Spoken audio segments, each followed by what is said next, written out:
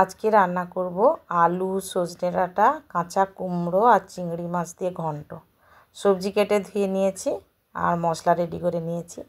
প্রথমে কড়াইতে দিয়ে দেবো সর্ষের তেল, তারপর লবণ হলুদ মাখিয়ে মাছটা আগে ভেজে নেব। মাছ ভেজে আর আমি তুলছি না, কড়াইয়ের এক সাইড করে দিয়ে আর একটুখানি তেল দিলাম, গোটা জিরে আর তেজপাতা ফোড়নে দিয়ে দিলাম, দিয়ে একটু নেড়ে চেড়ে তারপরে আমি দিয়ে দেবো পেঁয়াজ কুচি।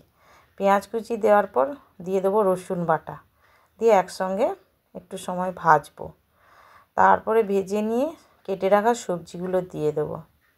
আর কুমড়োটা কাঁচা বলেই কিন্তু আমি কুমড়োর খোসা ছাড়াইনি। তো দিয়ে দেখো ভালো করে সবজিটা কষিয়ে নিয়ে তারপরে আমি দিয়ে দিলাম লবণ, স্বাদ মতো লবণ দেওয়ার পর দিয়ে দিচ্ছি হলুদ, লঙ্কা গুঁড়ো আর জিরে গুঁড়ো দিয়ে কিন্তু ভালো করে কষতে থাকবো। গ্যাসটা কমিয়ে দেব। সবজি যত ভালো কষা হবে তত খেতে টেস্টি হবে। আর আমি ঢেকে দেব, কারণ সবজির জলেই সবজি সেদ্ধ হবে।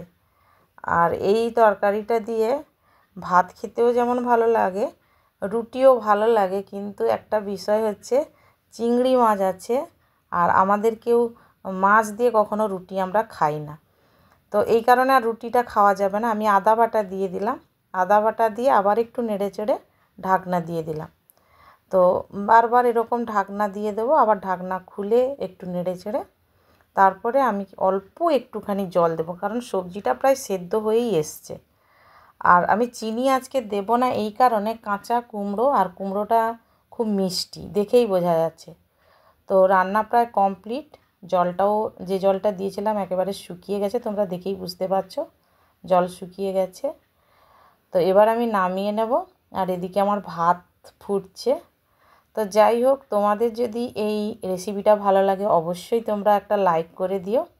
আর যারা এখনও আমার চ্যানেলটা সাবস্ক্রাইব করনি প্লিজ সাবস্ক্রাইব করে দিও। সবাই